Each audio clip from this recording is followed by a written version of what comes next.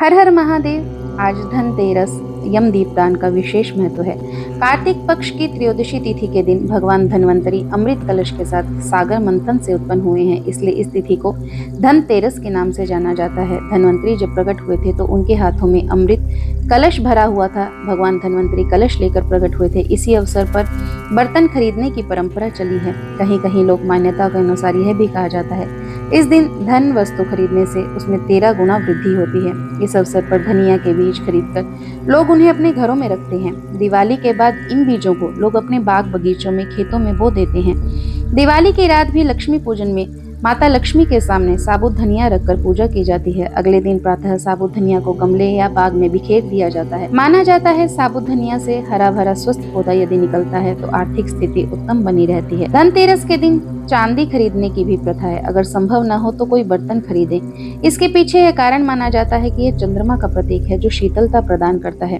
मन में संतोष रूपी धन का वास होता है। संतोष को सबसे बड़ा धन कहा गया है। जिसके पास संतोष है वह स्वस्थ है, सुखी है, सबसे धनवान है। भगवान धन्वंतरी को जो चिकित्सा के देवता हैं उनसे सभी स्वास्थ्य और सेहत की कामना करने के लिए संतोष रूपी धन से बड़ा कोई धन नहीं है। लोग इस दिन दीपावली की रात गणेश जी की तथा लक्ष्मी जी की पूजा हेतु मूर्ति भी खरीदते हैं। धनतेरस की एक पौराणिक कथा भी है। कार्तिकस्याति सिते पक्षे त्रयोदश्याम निशामुखे यम दीपम बहिर्दद्याद पमृत विनश्यति। धनतेरस की शाम को घर के बाहर मुख्य द्वार पर आंगन में रंगोली बनाकर दीपक जलाने की प्रथा है। इस प्रथा के पीछे एक लोक कथा के अनुसार किसी समय में एक राजा थे जिनका नाम हेम था। देव कृपा से उन्हें पुत्र रत्न की प्राप्ति हुई।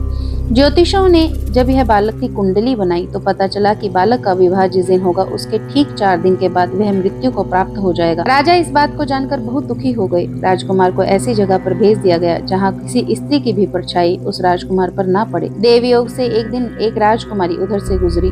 दोनों ने एक दूसरे को देखा और मोहित हो गए। उन्होंने गंधर्व विवाह कर लिया। विवाह के पश्चात विधि के विधान के अनुसार विवाह के 4 दिन बाद ही यमदूत उस राजकुमार के प्राण लेने के लिए आ पहुँचे। जब यमदूत राजकुमार के प्राण लेकर जा रहे थे उस वक्त नवविवाहिता उसकी पत्नी का विलाप सुनकर उनका हृदय भी द्रवित हो गया, परंतु विधि के अनुसार उन्हें अपना कार्य करना पड़ा। यमराज को जब यमदूत यह कह रहे थे कि उसी वक्त उनमें से एक ने यम देवता से विनती की, यमराज क्या ऐसा कोई उपाय नहीं है जिसे मनुष्य अकाल मृत्यु से मुक्त हो जाए। दूत के इस प्रकार अनुरोध करने से यम देवता बोले, हे दूत, अकाल मृत्यु तो कर्म की गति है। इससे मुक्ति का एक आसान तरीका मैं तुम्हें बताता हूँ, सुनो। कार्तिक पक्ष की त्रयोदशी रात को जो प्राणी मेरे नाम से पूजन करके दीपमाला दक्षिण दिशा की ओर भेंट करता है उसे अकाल मृत्यु का भय नहीं रहता।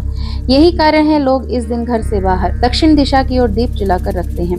इस दिन लक्ष्मी, गणेश, धन्वंतरी का पूजन भी विशेष महत्व है। धनतेरस पर धन्वंतरी, माता लक्ष्मी, गणेश जी की पूजा करने से सबसे पहले एक लकड़ी का पाटा लें, उस पर स्वास्तिक का निशान बना लें। इसके बाद उस पर एक तेल का दिया जलाकर रख दें। दिए को किसी चीज से ढक दें। दिए के आसपास 3 बार गंगा जल का छिड़काव करें। इसके बाद दीपक पर रोली तिलक लगाएं, साथ चावल का भी तिलक लगाएं। इसके बाद दीपक में थोड़ी सी मिठाई डालकर मीठे का भोग लगाएं। फिर दीपक में 1 रुपये का सिक्का रखें। रुपया चढ़ाकर देवी लक्ष्मी और गणेश जी को अर्पण करने के बाद इस दीपक को प्रणाम करें, आशीर्वाद लें। परिवार के सब लोग इसका आशीर्वाद लें। इसके बाद यह दिया अपने घर के मुख्य द्वार पर दक्षिण दिशा की ओर रख दें। यम दीपदान की भी एक विधि है। यम दीपदान विधि में नित्य पूजा की थाली में घिसा हुआ चंदन, पुष्प, हल्दी, कुमकुम, अक्षत, अखंड चावल इत्यादि पूजा सामग्री होनी चाहिए। साथ ही आचमन के लिए ताम्रपत्र, पंचपात्र, आचमनी वस्तुएं आवश्यक। यम दीपदान करने के लिए हल्दी मिले गुथे हुए आटे से बना एक विशेष दीपक उपयोग करते हैं। यम दीपदान प्रदोष काल में करना चाहिए। इसके लिए मिट्टी का एक बड़ा दीपक लें, उसे स्वच्छ जल से धो लें। तदुपरांत स्वच्छ रुई लेकर 2 लंबी बत्तियां बना लें। उन्हें दीपक में एक दूसरे को आड़ी इस प्रकार रखें कि उनकी 4 मुंह दिखाई दें। अब उसे तिल के तेल से भर दें, साथ ही उसमें कुछ काले तिल भी डाल दें। प्रदोष काल में इस प्रकार तैयार किए गए दीपक का रोली, अक्षत, पुष्प से पूजन करें। इसके पश्चात घर के मुख्य दरवाजे के बाहर थोड़ी सी घी अथवा गेहूं की ढेरी बनाकर उसके ऊपर दीपक रख देना चाहिए। दीपक को रखने से पहले प्रज्वलित कर लें। दक्षिण दिशा की ओर देखते हुए निम्न मंत्र का उच्चारण करते हुए दीपक को खील आदि की ढेरी के ऊपर रख दें। मृत्यु नाम पाश दंडाभ्याम कालेन च मया सह त्रयोदश्याम दीपदानात् सूर्यजः प्रियतामिति, अर्थात त्रयोदशी को दीपदान करने से मृत्यु, पाश, दंड, काल और लक्ष्मी के साथ सूर्य नंदन यम प्रसन्न हो जाएं। उक्त मंत्र का उच्चारण करने के पश्चात हाथ में पुष्प लेकर निम्नलिखित मंत्र का उच्चारण करते हुए यम देव को दक्षिण दिशा में नमस्कार करें। धनतेरस की पूजा का मुहूर्त होता है धन त्रयोदशी या धनतेरस के दौरान। लक्ष्मी पूजा को प्रदोष काल के दौरान किया जाना चाहिए, जो कि सूर्यास्त के बाद 2 घंटे 24 मिनट का रहता है। प्रदोष काल में दीपदान व लक्ष्मी पूजन करना शुभ माना जाता है। 10 नवंबर यानी आज के दिन सूर्यास्त के समय लगभग 5:30 से लेकर 8 यह प्रदोष काल रहेगा। प्रदोष काल में धनतेरस के लिए पूजा का मुहूर्त 5:45 से लेकर 7:41 तक रहेगा।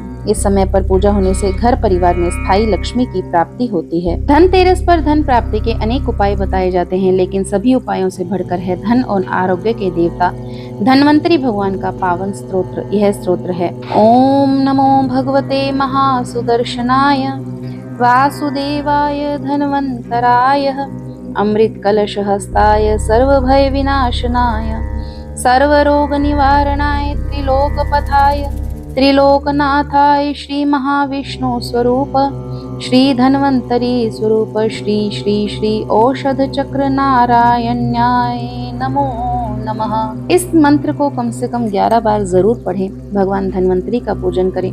घर में नई झाड़ू, सुपड़ा आदि खरीद कर लाएं। विधि विधान से पूजन करें। सायंकाल में दीपक प्रज्वलित करें। अपने मकान और दुकान को सुंदर से सजाएं। महालक्ष्मी को गुलाब के पुष्पों की माला पहनाएं। उन्हें सफेद मिठाई का भोग लगाएं। अपनी सामर्थ्य के अनुसार तांबे, पीतल, चांदी के गृह उपयोगी नवीन बर्तन और आभूषण क्रय करें। हल जुती मिट्टी को दूध में भिगोकर उसे सेमर की शाखा में डालें। 3 बार अपने शरीर पर फेरें। धनतेरस के दिन सूखे धनिये के बीज खरीदकर घर में रखने से परिवार में सुख संपदा में वृद्धि होती है। कुबेर देवता का पूजन करें। शुभ मुहूर्त में सायंकाल के पश्चात 13 दीपक जलाकर तिजोरी की पूजा करें। कुबेर देवता की पूजा करें। मृत्यु के देवता यमराज के निमित्त दीपदान जरूर करें। तेरस के सायंकाल में किसी पात्र में तिल के तेल से युक्त दीपक प्रज्वलित करें। पश्चात गंध, पुष्प, अक्षत से पूजन करें। दक्षिण दिशा की ओर मुंह करके यम से प्रार्थना करें। अब उन दीपकों से यम की प्रसन्नता के लिए सार्वजनिक स्थलों पर प्रकाशित कर दें। इसी के साथ आपको धनतेरस की बहुत बहुत शुभकामनाएं। हर हर महादेव।